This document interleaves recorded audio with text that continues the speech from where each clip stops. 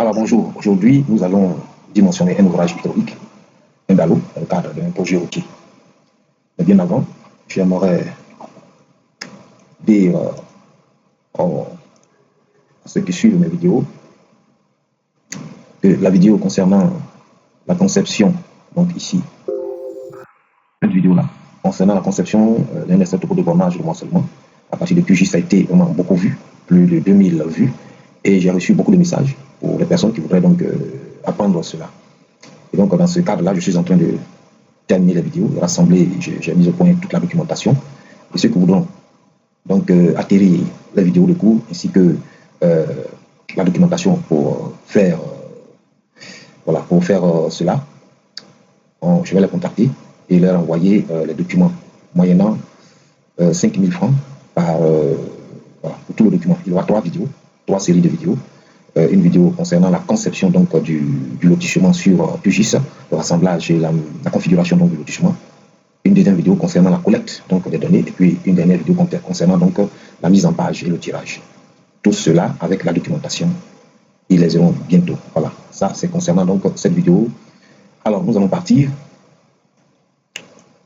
Nous allons déjà ouvrir ici. Voilà, ici. Donc cette manipulation-ci sera sur QGIS, donc le dimensionnement hydraulique d'un ouvrage de franchissement. Toujours avec QGIS qui est un logiciel vraiment très intéressant. QGIS pour tout ce qui concerne l'organisation des données et les calculs hydrologiques. Voilà. Donc il s'agit en fait d'une route ici qui est là. Alors nous allons montrer cette route-là sur, je pense, on va avoir des vidéos. Ok, ici, voilà. Donc on peut déjà montrer ça. Nous avons donc la route qui est là. C'est ce qui est en rose. Là, nous sommes sur Google Earth. La piste est en rose ici. Et donc là, nous avons le bassin versant. On voit que donc, elle est au bas d'une chaîne de montagne. Voilà. Donc les bassins versants sont conçus avec la pente. Voilà la voie qui est là. Peut-être qu'on va enlever le bassin versant pour mieux voir. Voilà. Donc nous avons la route qui part là et qui aboutit donc ici.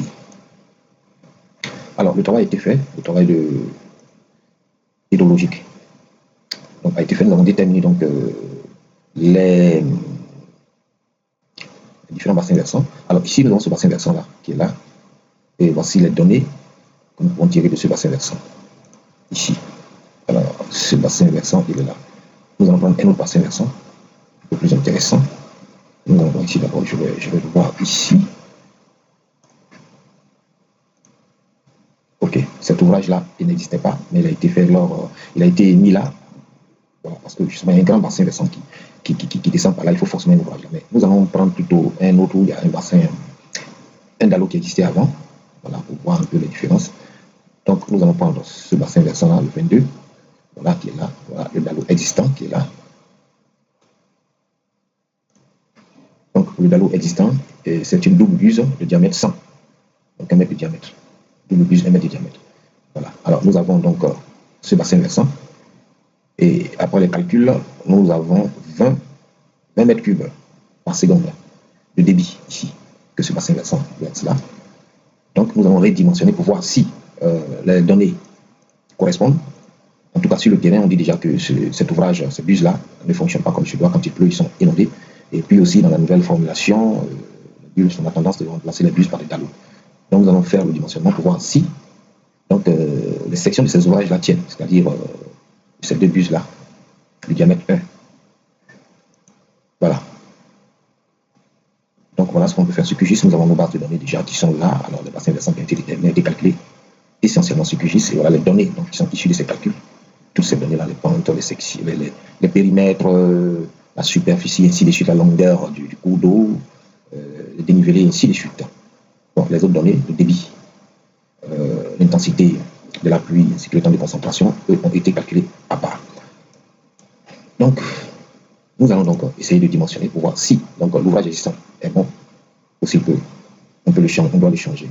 On part avec le débit de 20 litres. Pour ce dimensionnement, nous allons utiliser ici donc Hydraflow Express, une extension du logiciel Civil 3D qui va nous permettre donc de dimensionner le DALO, l'ouvrage, ou de vérifier donc l'ouvrage existant et de proposer un autre droit ici. Donc il n'est pas capable de gérer ce débit-là. Donc on ne va pas entrer trop dans les détails, on va commencer à faire. Alors pour ce faire, il faut déjà choisir ici, donc l'unité, c'est un système international. Il faut s'assurer que c'est là, si nous voulons calculer dans le système métrique, bien sûr.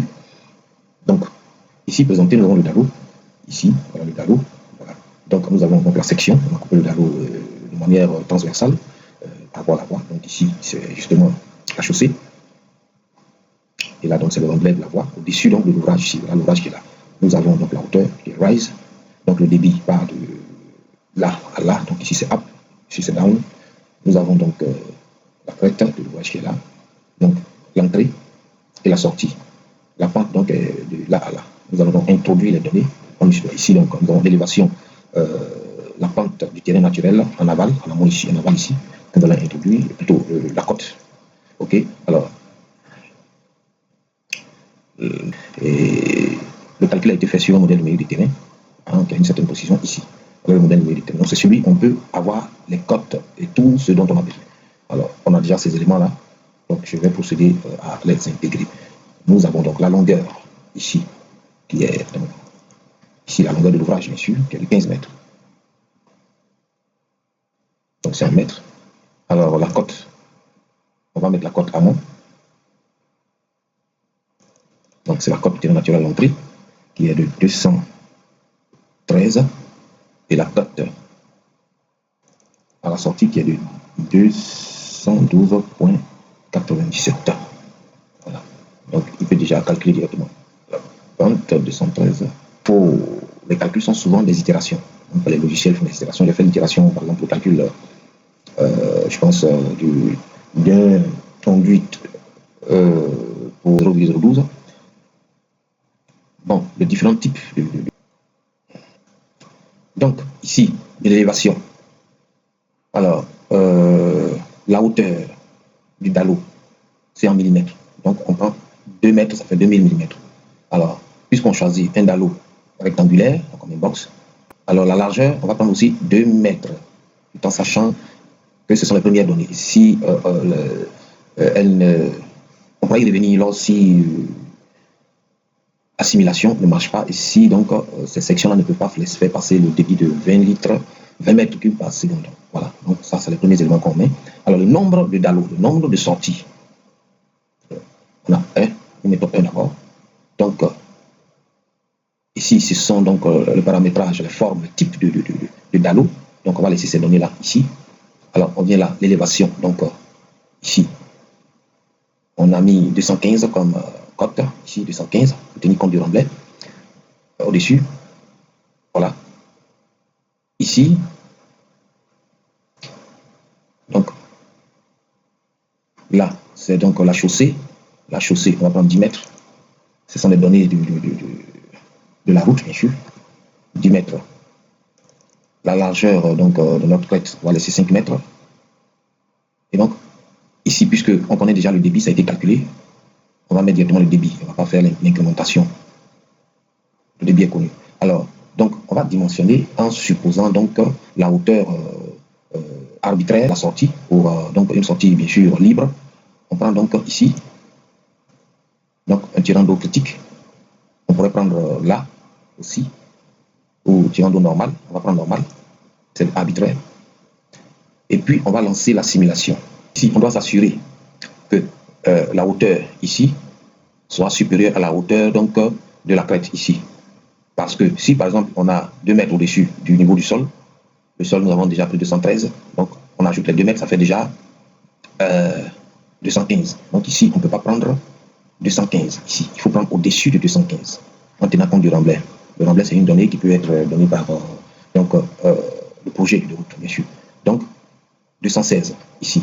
Alors ici, on a mis donc une sortie libre avec une hauteur d'eau arbitraire normale. D'accord. Nous allons donc lancer la simulation ici. Alors la simulation est lancée, nous voyons que l'ouvrage est recouvert, il ne peut donc faire passer le débit. Nous allons donc augmenter le nombre de sorties par 2. Donc, alors 2. Nous avons donc deux dallots de diamètre de section 2 mètres fois 2. Voilà, mais ici, nous avons donc une sortie noyée ici. Alors, il faut encore ajouter, alors, soit on augmente la largeur ici de chaque section. Donc, on va prendre 2500 pour les deux. Va aller, alors, donc on a pris 2500, donc 2,5 m pour la largeur et puis 2 mètres pour la hauteur, pour deux dallots. Alors, donc, on voit que l'ouvrage fonctionne très bien. Nous allons regarder donc les différents paramètres qui sont là.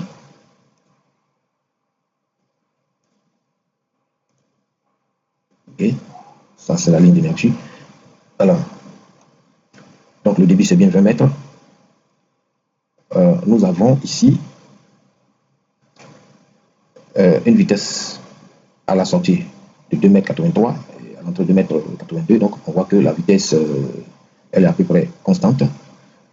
Et ce que nous constatons, il ne faudrait pas que cette vitesse soit au-dessus de 3 mètres par seconde. Donc ici, on a 2 mètres environ, presque 3 mètres, donc c'est acceptable. Ici, la hauteur d'eau, ici, nous avons donc en aval 1,41 m, en amont 1,41 m, à peu près une hauteur constante.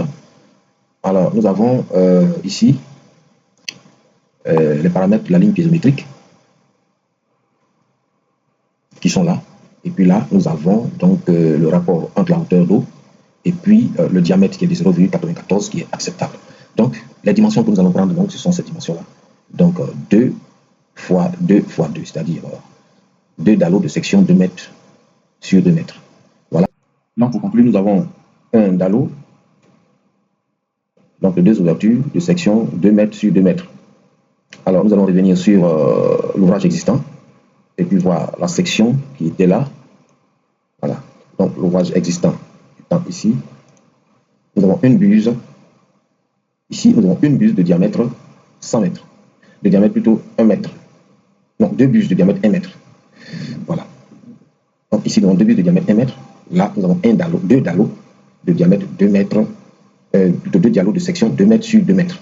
Donc, c'est pratiquement un peu plus du double, on va dire, de l'ouvrage qui existait. Donc, le dimensionnement a été très, très judicieux pour permettre d'évaluer. Certainement que lors de la mise de cet ouvrage-là avant, il n'y a pas eu donc, de dimensionnement conséquent. Voilà.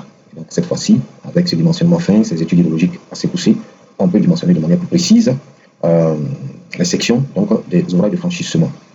Et donc, le dimensionnement est un peu plus pointu. On part déjà de plusieurs paramètres, y compris d'abord de la pluie, des pluies.